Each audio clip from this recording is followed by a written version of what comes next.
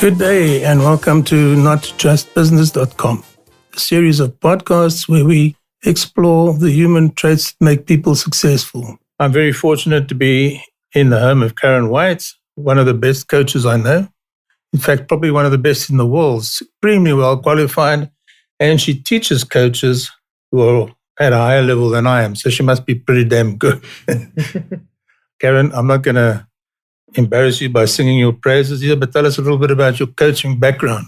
Thanks, Derek. And firstly, thank you very much for the opportunity to have a conversation with you. And I think you're not singing your praises sufficiently, and that's a story perhaps for another day. Yeah, and just to acknowledge that we've come a long way. Yeah. So before I get into that, so a little bit about my background. I spent 20 years or so in the corporate world. I thoroughly enjoyed it. I was, I think, one of those few people who thrived and had a great time learning and growing and focused on the area of business and making a contribution in business. You were in the retail business, I recall. Huh? I was in the retail business and had a wonderful, wonderful career. Yeah. And what happened along the way was I was looking at people and realizing that they were really just struggling from paycheck to paycheck, making a living and not a life. And what was very interesting for me is I went through a significant experience in the organization where instead of kind of my career just continuing to grow, I was actually nearly retrenched. And it was a great wake-up call for me. And I started to think about what was next for me. And I fell into coaching. So I went on a coaching course and realized that I absolutely loved it from the beginning. So I then started to learn more about coaching. And perhaps one of the things to say at this point is coaching is an industry, it's not a profession. Yeah. And I think there are many of us in the coaching world who treat it as a profession. And certainly that was the case for me. So what I did was I did effectively an 18-month coach training initially in integral coaching and loved it. And realized at that point in time that there was also more work to be done within and through the body because I was very interested in the shifts that had happened for me in doing yoga and learning about those sorts of things.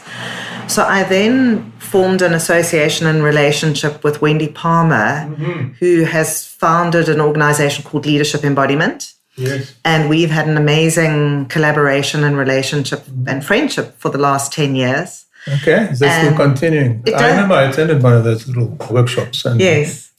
Yeah. Very interesting. It does continue, and we're completing a coach training in South Africa. We're not going to carry on with that for a number of reasons, and it's very much work that's close to my heart and that I use in my work. So as part of that journey along the way, I discovered ontological coaching and really found my next home. Are you going to tell us what ontological means in this sense?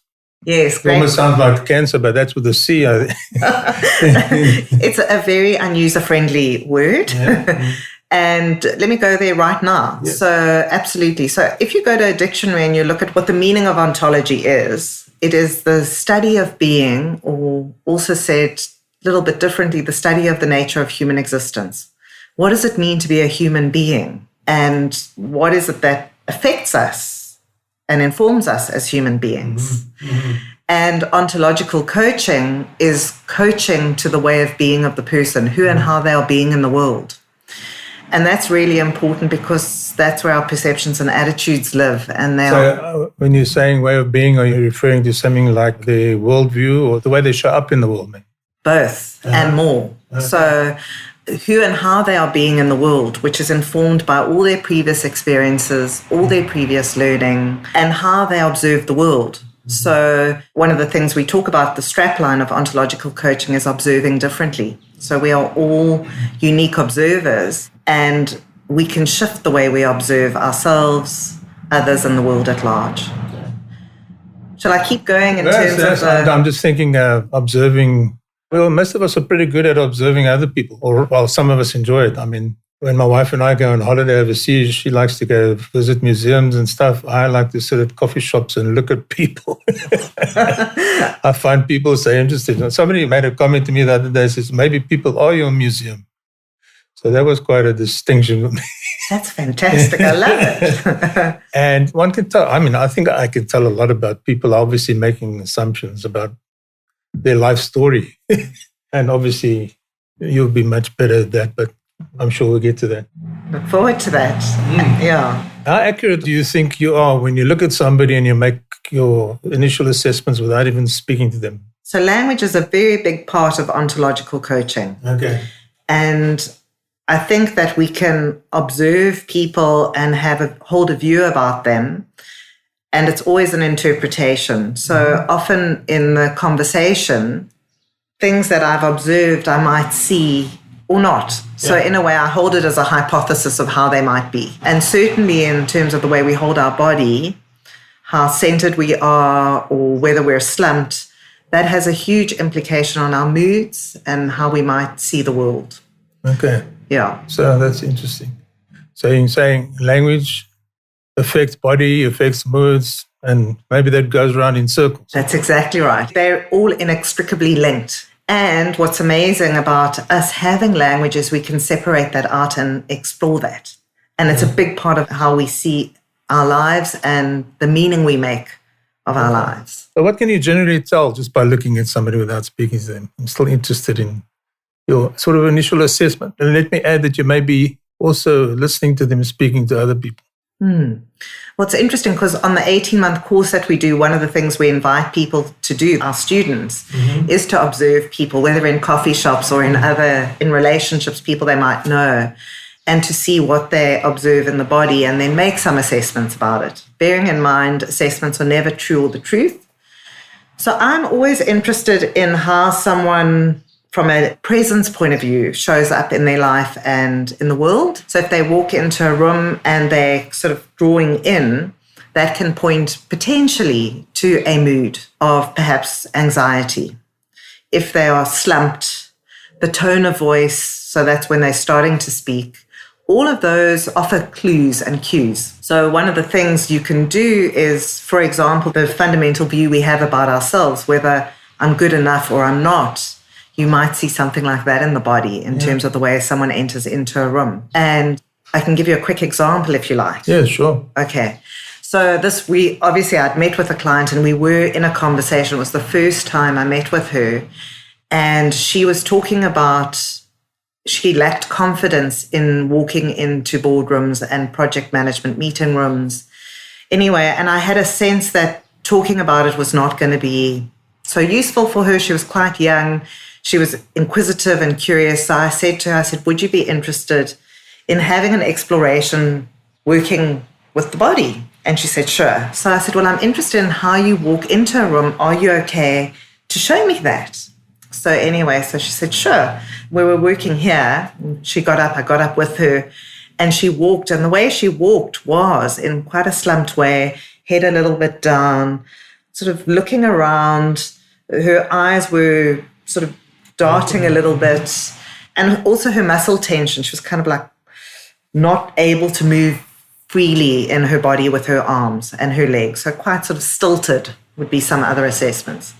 So anyway, so I said to her, well, thank you for sharing that. And would you be willing to show me, if you could do your most confident walk, how you would walk? And she said to me, Karen, she said, there's a guy at work and he struts. It was fantastic. So I said, well, would you be willing to show me that strut? Yeah. And we did it together, because one of the things when working with the body, it's really important people feel comfortable and you're in it with them. Mm-hmm. So she did this amazing strut that was very not her. Yeah. And I was like, wow, that must be an interesting way to live in the body. So I said to her, well, is that the way you would like to move in the body? And she said, absolutely not. So we did some work with that, and she found a sense of ease and relaxation and confidence in the body. So no language. We did not do that. We really just worked with the body. And we weren't even able to wrap up the coaching conversation because our time had come to an end and she had to rush off to a meeting. And when I met with her 3 weeks later, I said to her, so how are things going? And she said, oh my goodness, Karen. She says, I'm able to walk into those boardroom meetings in such a different way. And she said, not only that, she says, the way people are responding to me is different. And I think at the heart of it, what happened is when we shift in the body. And what she did was she created a shift in her body, and that shifted her perception. And so what was possible for her changed. So that was obviously, we had a conversation, but those are the kinds of things I'm looking at. Yeah, sure. So obviously she would have been, as part of that, she would have been less apprehensive. So in a better space when she walked into. A very good point. So her mood had shifted, shift from anxiety to being interested and curious. Mm-hmm. Tell us about the opposite. How do some people sort of shoot themselves in the foot with their demeanor or the way they walk or the way they speak? Yeah, an aside, I'll tell you a little bit how I can sometimes shoot myself in the foot. Mm-hmm. I'm an avid horse rider. Mm-hmm. And when I get on a horse and I am holding tension in my body, so I'm starting to sort of draw in and pull in, so my muscles are contracted, that affects how I'm observing the horse, how I'm able to move on the horse, what I'm able to ask the horse. My breathing becomes constricted. And that can happen sometimes in life too. So there are three sort of key areas to answer your question a little more directly that people can pay attention to. The one is posture. Are they using their skeleton in the aligned way that it's designed? Muscle tension. Mine was designed like a good question mark. Muscle tension. So how contracted are they? How much almost space is there in their body and their muscles? And that you can easily tell from how they move and then breathing.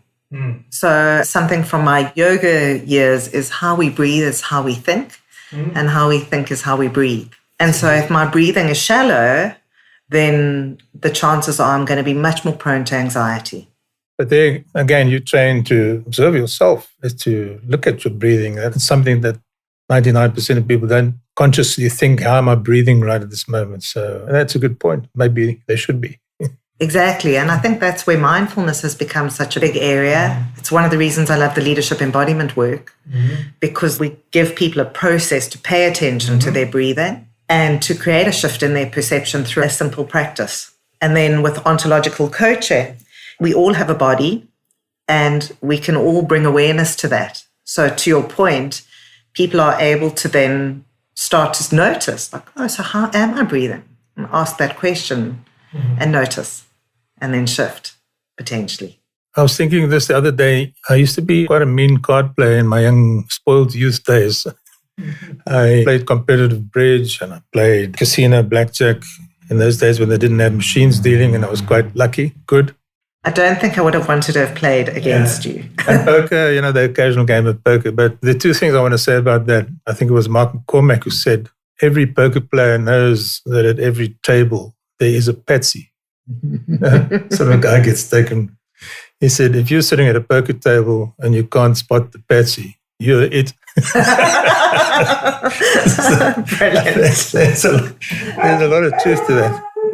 And then I thought, I've tested this over the years, way back amongst other serious card players, and they all totally agreed.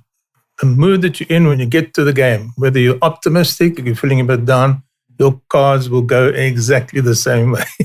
Now, that doesn't make any physical sense, but there's got to be some explanation for that. Can you think of any explanation for that? It's a cosmic thing, yes? Yeah, I have a feeling there's probably some research in that, and I don't have access to the research. One of the things, a big area that we look at, which you're speaking about, is moods. And one way of thinking about moods is our moods are predispositions for action. So they inform the action we will and won't take at any point in time. So if you have more of a pessimistic mood, your space of possibility and what you're going to pay attention to is going to be very different to if you're in a more optimistic mood, because your space of possibility is going to be different. And the choices you'll make as a result are different. So, and that's happening in life every day, as well as at the card table. So in traffic, with our families, with our friends, with our work. I remember this quote from Jesper Parnevik. He was a professional golfer. And he said, your biggest enemy on the golf course is not the course, nor the weather, nor your opponent, nor your clubs. It's a little voice in your head that says, just don't hit the ball in the water. Because guess what you'll do? Yeah, absolutely. That's true. I mean, being a sort of part-time golfer myself, when you step onto a tee, you know, long before you even address the ball, whether you're going to hit a good shot now or whether you hope you hit a good shot. And then more than likely is going to Exactly. trotting down the fairway. And Derek, if I may, that's a great example of how language generates reality for us. And there's the language in the moment, and then there's the deeper language that we're saying to ourselves. So it's a great point. What is the relationship between a person's body or the physical demeanor and language? How does the one affect the other? Completely. Would you like me to elaborate? Yes, please. So I think one of the things we are very interested in ontological coaching is the role of the body. And there are a number of routes to the work. And one of them is from the biology of cognition by a guy called Humberto Maturana and Francisco Varela. And basically, they were very interested in the role of the body in perception and in how we establish reality. And one thing that's, I think, happened in the recent past is the growth of neuroscience, which is fantastic. However, I think for most people, when they think about neuroscience, they think about the role of the brain.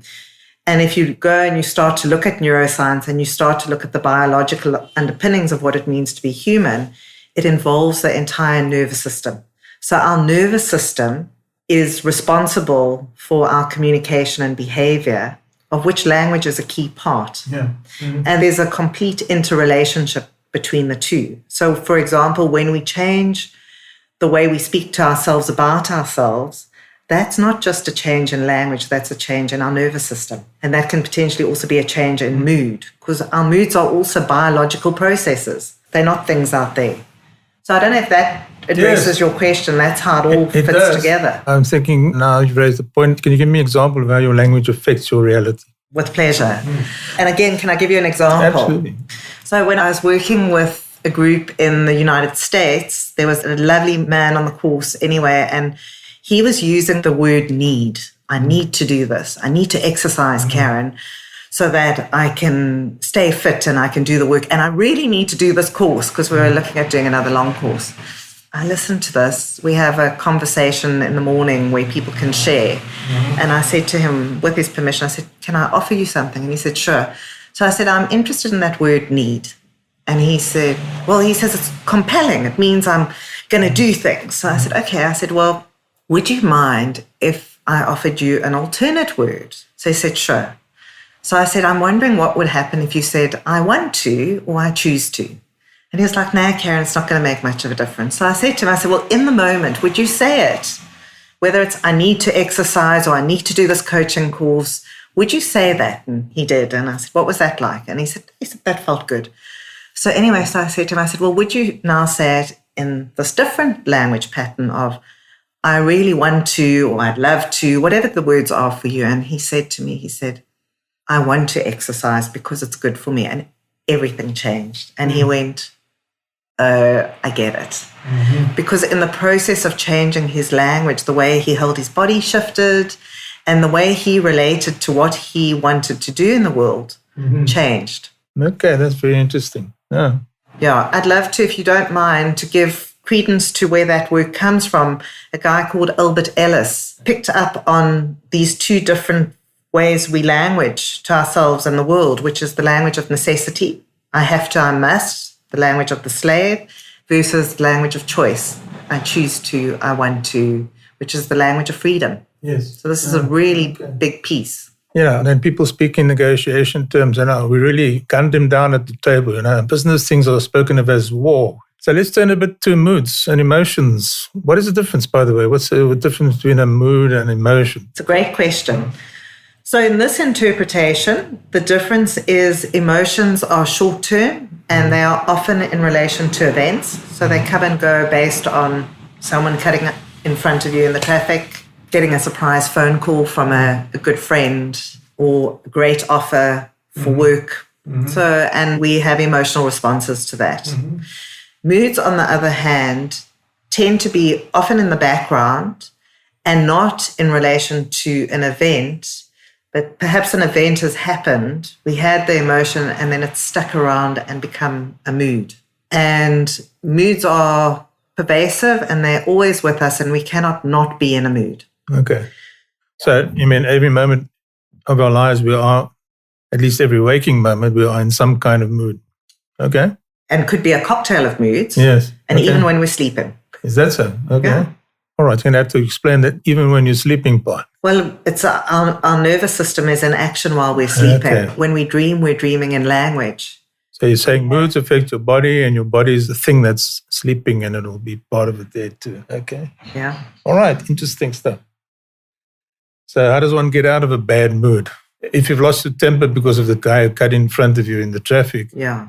that's a short-term thing that you say that's an emotion, it's not a Yeah. mood. So you have to go into a meeting immediately after that. What would you do to get yourself in the right frame of mind, to coin a phrase? The body is a very good source of shifting.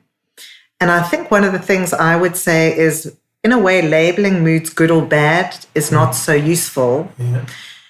All of our moods offer something. Okay. So I think that can be really important in helping people understand their moods. And at the end of the day, the key question is, how resourceful do my moods have me? That's the first thing. And if it's not going to have you at your most resourceful, so let's say someone cuts in front of you and you're going to go into a meeting angry, you're going to have that warfare approach, linking back to what you were saying a little bit earlier. So the first thing is noticing it. Oh, I've fallen into a mood that doesn't have me at my best. And so that awareness immediately places us at the point where we start to have some choice. Of course, I mean, that's like a really pat answer. Sometimes our moods, we could have been born into moods, or we could have had a mood for a long, long time. So simply making a shift in that moment might not be enough. So I think one of the things is, what are the things we do in our life that helps us notice our moods and have us in moods that are resourceful and have us live our best life? And then to make sure that we have practices that have us cultivating moods that allow us to be at our best. So how do you change your mood? Give me an example. I think the first thing is noticing it. So if, for example, I landed up yesterday having a coaching conversation as part of the coach training, and I realized that in that moment I was resentful of the person, the situation, the circumstances. And in the noticing, that immediately orientates me towards accepting that's the mood I was in. And then saying to myself, well, what was that mood trying to take care of for me? So that's another important piece, is our moods are strategies for dealing with the world. Yeah. So being aware of what it might be trying to take care of, even if they're not so useful, is the next step. And in the process of noticing, we can start to move towards acceptance, which is a very powerful mood. And then we can start to say, okay, so from this place, what do I choose to do? So that would be an in-the-moment way of working with the mood. So it sounds like learning to observe yourself is, I would say, quite important. It's very important. Yeah. If you're going to be successful in life, know yourself. Exactly. Who was it? It was Aristotle, I think, who said that in wise words. The reason that's so important is because everything we do comes from who and how we are being at a point in time. So our way of being. You can have all the tools and techniques on how to do things, and the way of being will inform what we're able to do and not do. So again, we've spoken about language and body. How does language affect mood, or vice versa? So being able to attune to, I think mood is a really good starting point, because our mood will point to the language that we're using, and probably in more subtle ways than the example I can give you. So if, for example, I'm in a mood of anxiety, the way the world shows up to me is going to be quite threatening. So the kind of language I'll be using is, the world is not a safe place for me. I'm not sure I can protect myself and I could be harmed here. That's very overt. It might be much more subtle. I walk into a room and someone looks at me and I think, oh, that's not a friendly look. So I would probably go with moods into language. And you could go, if that's the language I'm using, that could be pointing to a particular mood. And then how I'm holding my body would be part of that. So give us an example of some moods that you've encountered. Well, I've spoken a little bit about resentment. I've spoken a little bit of anxiety. And I'd like to point to, we have an amazing statesman who died, Nelson Mandela. And for me, he's such a beautiful exemplar of moods. And for example, if I think about when he went into prison, the view I would have is that he went into prison legitimately a very angry man. So probably in a mood of deep resentment. And through his 27 years of being incarcerated, he was remarkable in terms of how he worked on himself. And for me, he came out of prison in a mood of deep acceptance and peace, really being peace-loving, and changed the face of our nation for a time. We could easily have gone into civil war. So those are two moods, and they are moods that in the ontological framework, we talk about the mood of resentment and shifting to the mood of acceptance. It's not that linear, but so those would be two moods. Two other moods, which are also kind of we talk about shifting from, is the mood of resignation, kind of language that would go with that. What's the point? Why bother? Nothing will ever change around here. And even if they could, there's no point in trying. Versus the mood of ambition, not I climb over people, but kind of a deep go for it kind of mood. People like Elon Musk, I would say, that deep ambition, Steve Jobs, which is around, I want to make a difference in the world, I want to make a contribution, and I will. So that language of I will and choice. I can. Exactly, I can and I will. And then I've spoken a little bit about the mood of anxiety versus the mood of curiosity and wonder. Kids have this in truckloads. They arrive in the world and they are so curious and interested, and they experiment and explore just for the sake of experimenting and exploring. And then we go to school and it somehow gets leached out of us because we have to know the answer. So those are the 6 basic moods that we work with in ontological coaching. And there are many, many other moods. Those moods seem to be much more prevalent in the world we live in today. Interesting. My kids have moved to New Zealand. One is in Australia, one's in New Zealand. But my grandkids are in New Zealand, and the one's just gone to high school. And it was quite an eye-opener for him. They said, first day, we only teach 2 things here. We teach English and we teach maths. The rest you teach yourself. Wow, that's amazing. And that's what they do. And he's loving it. I think he was bored, because you do it this way, my way or the highway. And they've got the freedom to explore. And that, it's a wonderful breeding ground for innovation, I would think. Anyway. Just on that, so Alan, who is I work with, so he and I work together in the ontological coaching. He was originally a teacher, and he was very interested in how kids can learn in a different way that fosters that curiosity and wonder. So fantastic to hear that. Continuing on the mood theme, is there such a thing as an organizational mood? You just have to walk into an organization or into a boardroom and you will feel the mood for sure. So it can be at an organizational level. It can then also be within the organization in various business units and teams for sure. So how, if you were appointed as a coach to such an organization, what would you do? I think in a way, going back to our educational system, it's not geared towards teaching us about moods and emotion in the body. It is very much about the world of intellect and the world of knowing. So I think the first thing I would do is share with them, if they were interested, very directly, I'd say, so one of the things to consider is that mood equals culture. So the culture in the organization shows up the mood. And I think that's a shortcut because organizations are always interested in understanding how they can have a culture of innovation, a culture of learning, and a culture of getting really good results. And then I would start to share with them how our moods are with us all the time. And there's a rationale for working with our moods. And I would share that with them in terms of it's part of our biology. We cannot not have them. And as leaders, we are responsible for the moods of the organization. And the reason that's important, linked to culture, is if the moods are not so useful, not so resourceful, then the kinds of conversations that can happen in the organization are compromised. So to make that link to, and leaders are responsible for the kinds of conversations in the organization that get results. So making sure that they're effective.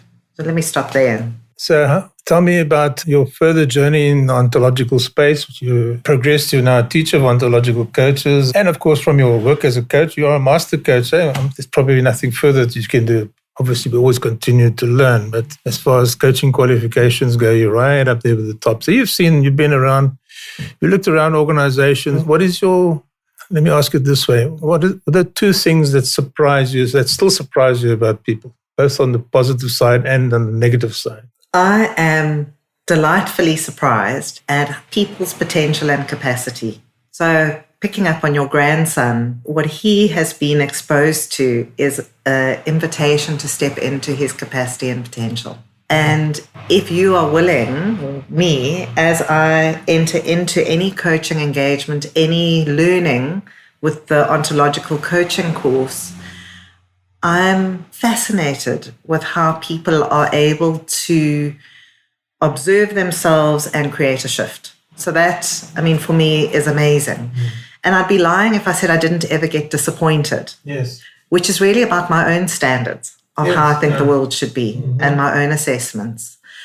I'm not ever disappointed with my clients. Some people, it's based on where they're at in their lives in terms of what it is they're willing to explore or not explore. And so my role is to really provide a container for them to focus on what's important to them.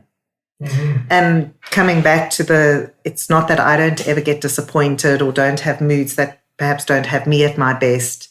And that's about standards. I've always believed that one of the things you have to do as a manager is you have to manage the tension between empathy and assertiveness. I mean, you've got a job to do, you've got work to get done. From what I'm hearing from you, it's not just the soft, the being soft. There is a language for getting things done as well. So it's not just, am I correct? How do you teach people to be more assertive? Well, I think to your point, the soft skills are the hard skills. And we spoke about this earlier.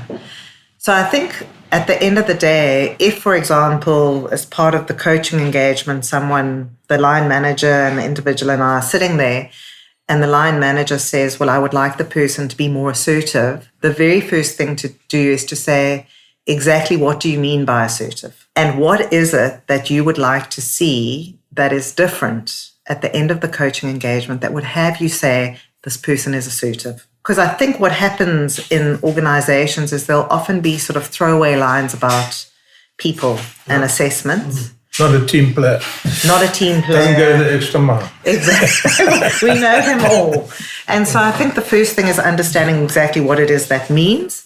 And also then going to the coachee or the client is to say, well, what might be getting in the way of them being able to, let's say, the line manager says, I'd like them to be able to speak up in meetings, and to then track what's happening for the client. Because what might be happening is they might be stuck in a core assessment about themselves. A core view that they have about themselves is, I don't really have a right or permission to speak up. So I'm not so much interested in giving them a tool or technique. I'm interested in working at that level and helping them uncover that and then start to develop a new script, if you like, for themselves. Karen White, it's been an absolutely fascinating conversation. For your listeners out there, I'm sure you have questions. Please pop a question on our website, www.not-just-business.com. Alternatively, mail me at derek@derekpeed.org. Thank you for listening. Thank you.